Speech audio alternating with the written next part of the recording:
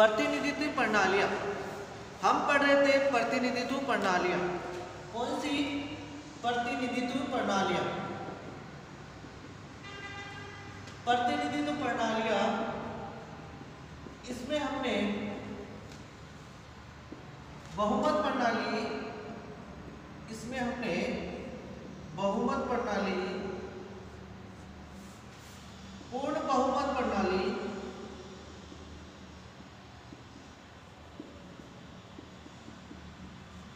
इन दोनों प्रणालियों का अध्ययन कर लिया था, बहुमत प्रणाली और पूर्ण बहुमत प्रणाली। इन प्रणालियों का अध्ययन कर लिया था। आज हम पढ़ेंगे आनुपातिक प्रतिनिधित्व प्रणाली। आनुपातिक प्रतिनिधित्व प्रणाली,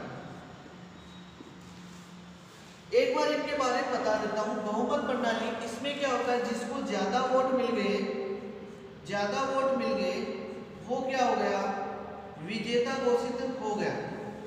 इसमें क्या होता है, बहुमत प्रणाली में जिसको ज्यादा वोट मिल गए वो विजेता घोषित हो गया। इसमें तीन प्रणाली आती है। एक तो सामान्य बहुमत प्रणाली जो भारत के लोकसभा और विधानसभा से संबंधित है। दूसरी है सीमित बहुमत प्रणाली।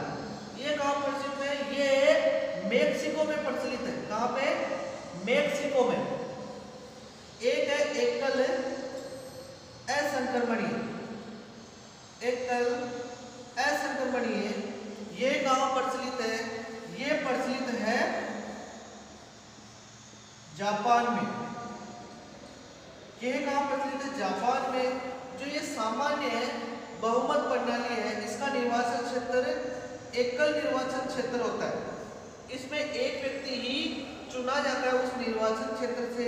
जबकि जो सीमित व एकल असंक्रमणीय है, इसमें बहु निर्वाचन क्षेत्र होता है, बहु सदस्यीय निर्वाचन क्षेत्र होता है। कितने, बहु सदस्य, इसमें बहुत सारे सदस्य चुन के जाते हैं, सीमित और एकल असंक्रमणीय। जो पूर्ण बहुमत प्रणाली है, इसमें आधे से एक ज्यादा जिसको वोट मिल गया वो विजेता घोषित हो जाएगा। मान लो 700 टोटल वोट है, 700 वोट है, तो इसमें आधा कितना हुआ, 350 प्लस 1, 750 का 50% मतलब 350 और प्लस 1, जिसको 351 वोट मिल गए वो क्या हो जाएगा, विजेता घोषित हो जाएगा। इसमें क्या होता है, जिसको ज्यादा वोट मिले वो विजेता घोषित हो जाएगा। इसमें क्या होता है, आधे से एक ज्यादा जिसको वोट मिले वो विजेता घोषित हो जाएगा। लेकिन आनुपातिक प्रतिनिधित्व प्रणाली में एक कोटे का सूत्र प्राप्त करना होता है, एक कोटा प्राप्त करना होता है। इसमें क्या होता है, वैध मतों की संख्या अपॉन रिक्तियों की संख्या प्लस 1 और प्लस 1, ये कोटा प्राप्त करना होता है। जिसको ये कोटा प्राप्त हो जाता है वो क्या हो जाता है, वो विजेता घोषित हो जाएगा।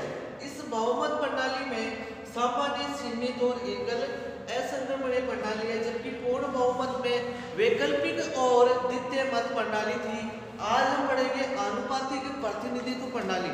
आनुपातिक प्रतिनिधित्व प्रणाली, इसमें क्या होता है, आनुपातिक प्रतिनिधित्व प्रणाली, इसमें क्या होता है, इसके बारे में आज हम विस्तार से अध्ययन करेंगे।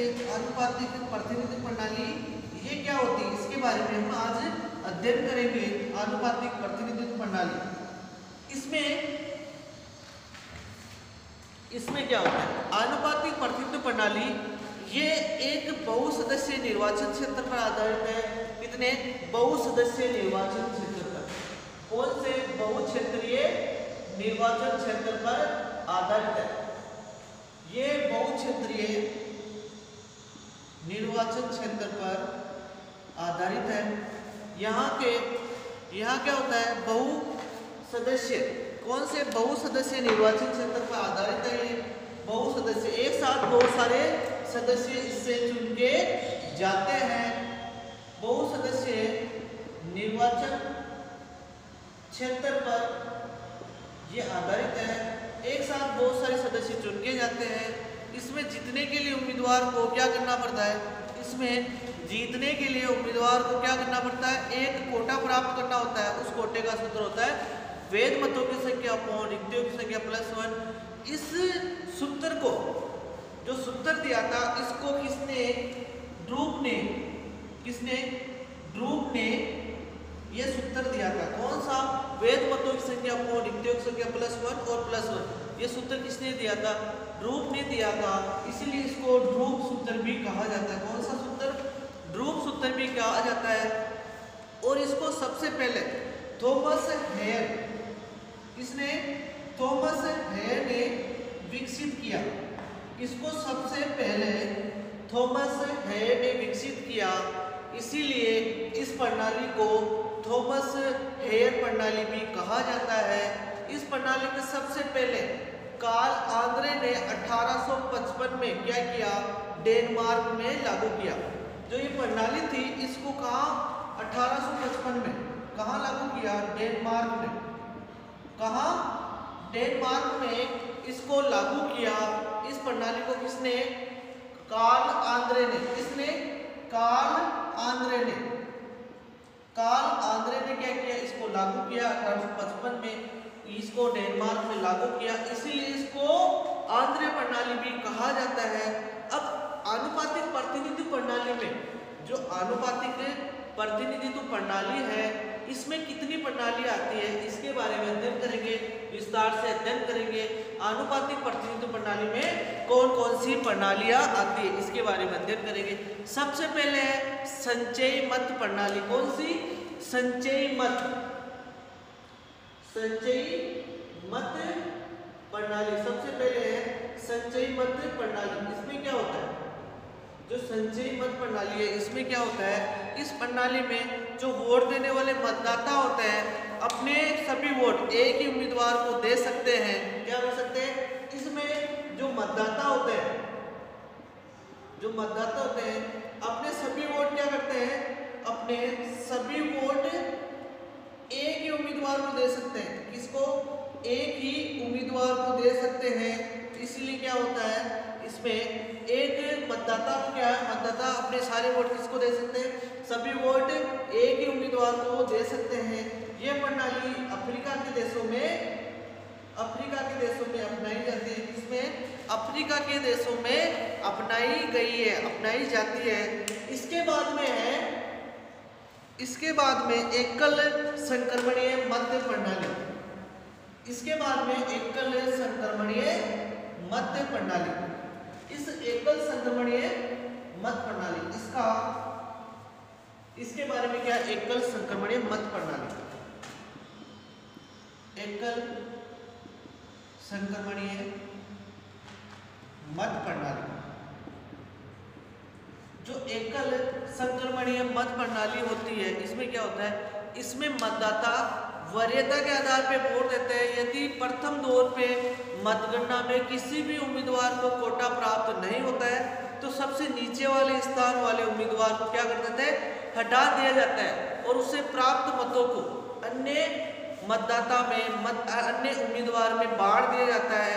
ये किसमें अपनाई जाती है? भारत के जो राज्यसभा के चुनाव है, भारत के राज्यसभा के सदस्यों के चुनाव है, उसके तहत अपनाई जाती है। इसमें जो भारत के जो राज्यसभा का चुनाव होता है, भारत में राज्यसभा का चुनाव होता है, राज्यसभा के सदस्य उसमें अपनाई जाती है। भारत के जो राज्यसभा के सदस्य हैं, उसमें ये प्रणाली अपनाई जाती है। इसमें भारत के जो राज्यसभा के सदस्य हैं, उसमें ये प्रणाली अपनाई जाती है। इसमें क्या होता है? एकल संक्रमणीय मत प्रणाली। क्या होता है? एकल संक्रमणीय मत प्रणाली। इसमें जो भारत का राज्यसभा है सदस्य होते हैं, उसमें जो भारत के राज्यसभा है उसके सदस्य इसको अपनाया जाता है। इसमें भारत के राज्यसभा के सदस्य है, उसमें अपनाया जाता है। इसमें क्या होता है? वरीयता के आधार पे वोट दिया जाता है। किसके आधार पे? वरीयता के आधार पे वोट दिया जाता है। मान लो ये 5 व्यक्ति चुनाव में खड़े हुए, तो इसमें वरीयता के आधार पे वोट दिया जाएगा। इसमें वरीयता के आधार पे वोट दिया जाएगा। जैसे 5 व्यक्ति खड़े हुए, कमल, अमल,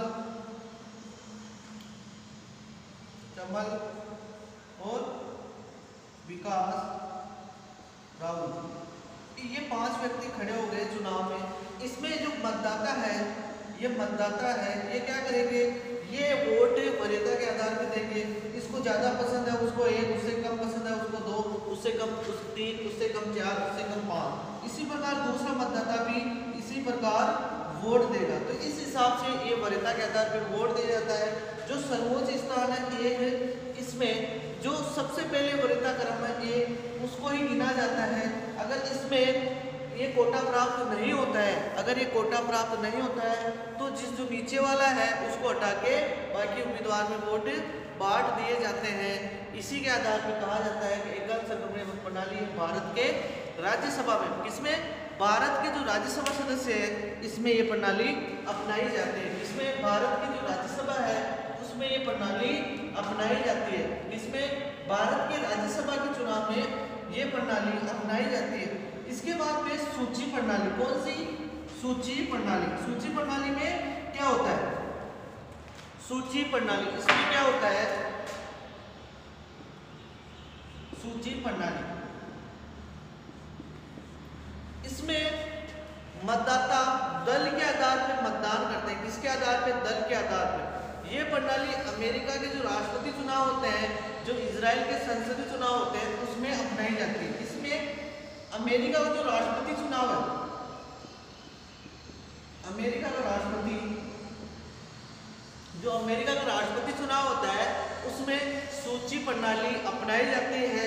जो इजराइल है, इजराइल, इसके संसदीय चुनाव में भी, इसके संसदीय चुनाव में भी ये सूची प्रणाली अपनाई जाती है। किस, कौन सी, ये सूची प्रणाली अपनाई जाती है। इसमें मतदाता क्या करते हैं, दल के आधार पे वोट देते हैं, दल के आधार पे वोट देते हैं। कौन से आधार पे, दल के आधार पे वोट दिया जाता है। इसमें मतदाता किसके आधार पे वोट दिया जाता है, दल के आधार पे वोट दिया जाता है। तो ये चीज़ याद रखना, ये कहाँ पे अपनाई जाती है, ये अमेरिका में, अमेरिका के राष्ट्रपति में ये प्रणाली अपनाई जाती है।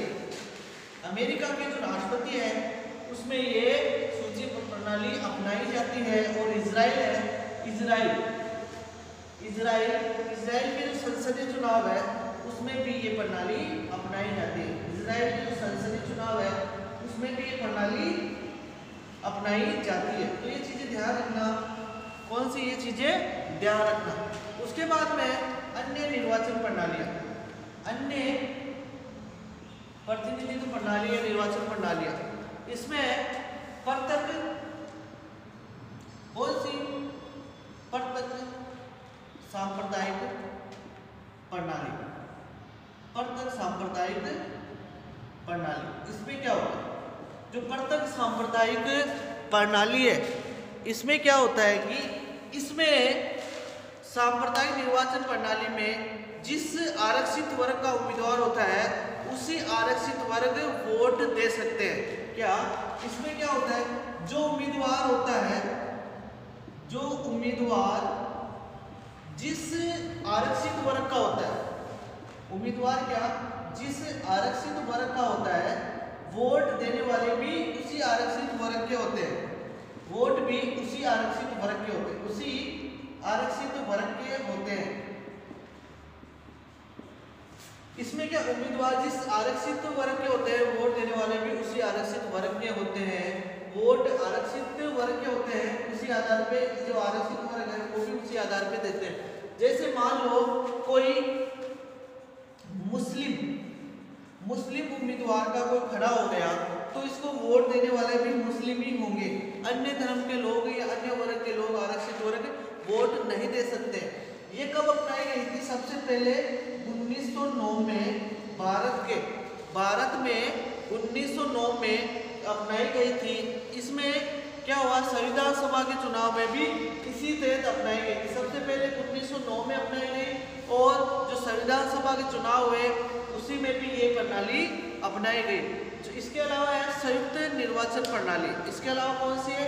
संयुक्त निर्वाचन प्रणाली।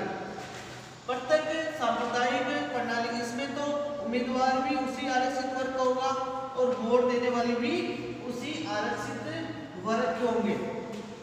वोट देने वाले भी उसी आरक्षित वर्ग का और उम्मीदवार भी उसी आरक्षित वर्ग के होंगे। उसके बाद में संयुक्त निर्वाचन प्रणाली। कौन सी? संयुक्त निर्वाचन प्रणाली। इस संयुक्त निर्वाचन प्रणाली में क्या होता है? संयुक्त निर्वाचन प्रणाली, इसमें क्या होता है? इसमें जो उम्मीदवार होता है वो तो आरक्षित वर्ग का होता है, लेकिन वोट देने वाले अन्य वर्ग के होते हैं। क्या? जो उम्मीदवार होते हैं वो तो आरक्षित वर्ग के होंगे। इसमें क्या होंगे? उम्मीदवार तो आरक्षित वर्ग के होंगे, उम्मीदवार आरक्षित वर्ग के, लेकिन जो वोट देते हैं वो अन्य के या सभी के हो सकते हैं। वो क्या होंगे? या तो अन्य के होंगे या सभी मतदाता होंगे। इसमें क्या होगा? सभी मतदाता आ जाएंगे। इसमें वोट देने वाले सभी मतदाता आ जाएंगे। तो इसमें ये प्रणाली वर्तमान समय में, क्या ये प्रणाली वर्तमान समय में जो लोकसभा के चुनाव होते हैं या विधानसभा के चुनाव होते हैं, जो भारत में एससी या एसटी के आरक्षित वर्ग चुनाव लड़ते हैं, उसमें ये प्रणाली अपनाई जाती है, संयुक्त निर्वाचन प्रणाली। इसमें जो भारत के जो एससी एसटी के जो चुनाव होते हैं, जो कैंडिडेट खड़े होते हैं चाहे लोकसभा में या विधानसभा में, वहाँ अपनाई जाती है। इसके अलावा अतिरिक्त सदस्य निर्वाचन प्रणाली। कौन सी? अतिरिक्त सदस्य निर्वाचन प्रणाली। इसमें सदस्य के जो संसद के सदन होता है उसके आधे सदस्य क्या होते हैं? सामान्य बहुमत से चुने जाते हैं और आधे सदस्य आनुपातिक प्रतिनिधि प्रणाली से चुने जाते हैं। अब ये तो थी अन्य प्रतिनिधि प्रणाली या निर्वाचन प्रणाली। इसके बाद में हमने जो प्रणालियां पढ़ी, जितनी भी प्रतिनिधित्व प्रणालियां पढ़ी, उसमें क्या होता है? जितनी भी प्रतिनिधि प्रणालियां पढ़ी उसमें क्या होता है कि जो सामान्य बहुमत प्रणाली थी और पूर्ण बहुमत प्रणाली थी, ये क्या था? आरक्षण का समर्थन नहीं करती है। जो आरक्षण का समर्थन नहीं करती है कौन सी है? आरक्षण नहीं, समर्थन नहीं, कौन सी करती? कौन सी नहीं करती है? एक तो जो बहुमत प्रणाली थी, कौन सी? बहुमत प्रणाली। जो बहुमत प्रणाली थी जिसमें हमने 3 पढ़ी थी, कौन सी? सामान्य, सीमित और एकल असंक्रमणीय। और कौन सी? एकल असंक्रमणीय। आरक्षण का समर्थन कौन सी नहीं करती है? जो बहुमत प्रणाली है, बहुमत प्रणाली में कौन सी? सामान्य, सीमित और एकल असंक्रमणीय प्रणाली। इसके अलावा पूर्ण बहुमत प्रणाली। कौन सी? पूर्ण बहुमत प्रणाली।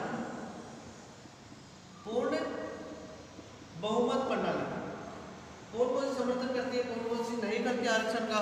इसमें जो वैकल्पिक थी और द्वितीय मत प्रणाली, ये क्या करती है? ये आरक्षण का समर्थन नहीं करती है। किसकी? आरक्षण का समर्थन नहीं करती है। तो इसमें क्या है? जो पूर्ण बहुमत प्रणाली है, इसमें कौन सी? इसमें आएगी द्वितीय मत प्रणाली और वैकल्पिक मत प्रणाली। तो इसमें आरक्षण का समर्थन कौन सी नहीं करती है? तो ये पूर्ण बहुमत प्रणाली है। इसमें तो ये दोनों क्या करती है? आरक्षण का समर्थन नहीं करती है। और जो सामान्य बहुमत प्रणाली है, ये 3 प्रणाली ऐसी है जो आरक्षण का समर्थन नहीं करती है। कौन सी? एक तो सामान्य बहुमत प्रणाली, द्वितीय मत प्रणाली, एक वैकल्पिक मत प्रणाली। ये क्या नहीं करती है? ये आरक्षण का समर्थन नहीं करती है। और बाकी जितनी भी है ये क्या करती है? आरक्षण का समर्थन नहीं करती है। सबसे अधिक आरक्षण पर बल कौन सी देती है? जो हमने पढ़ी थी आनुपातिक प्रतिनिधि प्रणाली। कौन सी? आनुपातिक प्रतिनिधि प्रणाली, जिसमें हमने संचयी मत, एकल संक्रमणीय और सूची प्रणाली, ये क्या आरक्षण का सबसे ज्यादा समर्थन करती है। अब क्या है? महिलाओं को वोट देने का अधिकार किस किस देश में हुआ? सब पहले महिलाओं को वोट देने का अधिकार नहीं था। क्या नहीं था?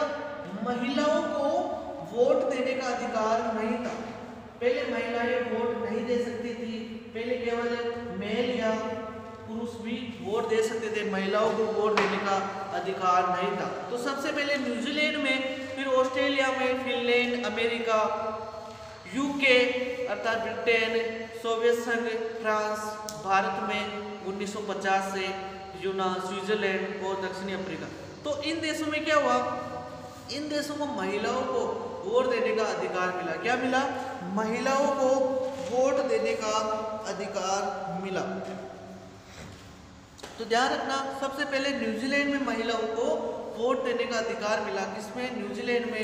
फिर Australia, Finland, America, Britain, Soviet संघ, फ्रांस, भारत को 1950 में, यूनान, स्विट्जरलैंड और दक्षिणी अफ्रीका। तो वर्तमान समय में हाल ही के दिनों में स्विट्जरलैंड और दक्षिणी अफ्रीका, इन देशों में महिलाओं को वोट देने का अधिकार दिया गया है। बाकी सभी देशों में पहले मिल चुका है। तो ये ज़्यादा टाइम नहीं हुआ, 1893 में सबसे पहले न्यूजीलैंड में महिलाओं को वोट देने का अधिकार मिला था। तो ये तो थी प्रतिनिधि प्रणालियाँ।